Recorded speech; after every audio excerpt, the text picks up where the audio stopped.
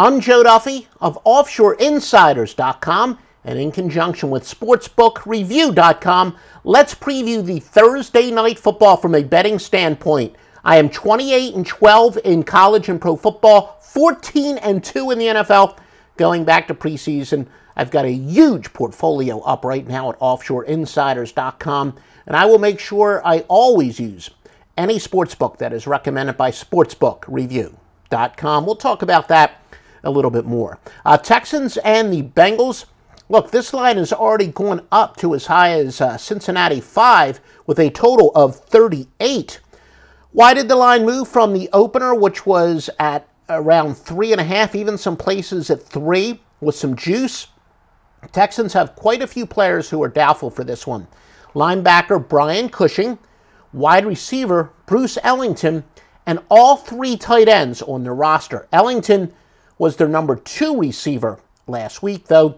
Jalen Strong will return from a suspension on Thursday, and he will be inserted as the number 2 receiver.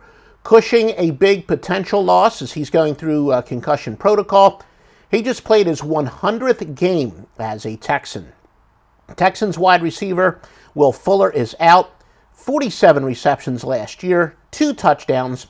Now, if all 3 tight ends are out, Evan Bayless, who had 4 receptions in the preseason, may be the starter. Rookie sensation Deshaun Watson is expected to make his first start for Houston, but we are waiting on an official announcement. After coming in for Tom Savage, he threw for 102 yards on 12 out of 23 passing with an interception.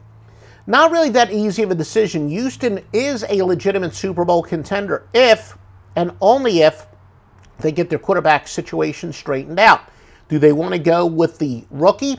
Look, we've seen in recent years rookies can certainly have some success. Russell Wilson, the most notable example in recent years. Jameis Winston, of course, didn't have to go deep into the playoffs, but he and Mariota are guys that did pretty well. Neither one of those guys had as much talent around him, though, as Watson does, but they don't have much of an upside. I don't think you can win the Super Bowl with Tom Savage as your quarterback.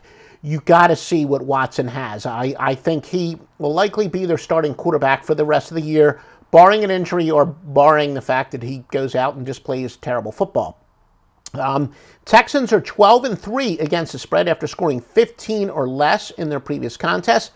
Houston 0-7 to teams with a losing record. That is also, of course, against the spread. Meanwhile, Houston's going under 17-5 after allowing 150 or more yards rushing their last game. Cincinnati is going under 16-5 to the AFC. Look, if you're a client of OffshoreInsiders.com, you are going to get paid a whole heck of a lot more than you've got to reload money. So it's very important to go with a reputable sports book that's going to pay you on time. And for the last, 5, 6, 7 years, first place I go is Sportsbook Review, not just for my own personal betting purposes, but clients ask me all the time, what is a great offshore sports book to bet? And if they don't get a high rating at Sportsbook Review, I will not recommend them. And I have yet, and I've placed a lot of bets with quite a few sports books over the years, I have yet to have an experience contrary to what has been reported on Sportsbook Review. Also, the SBR odds. Shop around for the best line. This is a good example with the, the injury information is going to be very fluid. I don't care whether you're getting the best picks in the world at OffshoreInsiders.com or whether you're flipping a coin or whether you're betting on a bunch of square games. Shopping for the best line will make a difference no matter where your picks are coming from. And that's why you want to use SBRodds.com, not just shopping for the best point spread, but the best juice as well. So Sportsbook Review, make sure it's an approved sportsbook. And of course it will be if it's on SBRodds.com. And visit me at OffshoreInsiders.com for the best picks in the industry.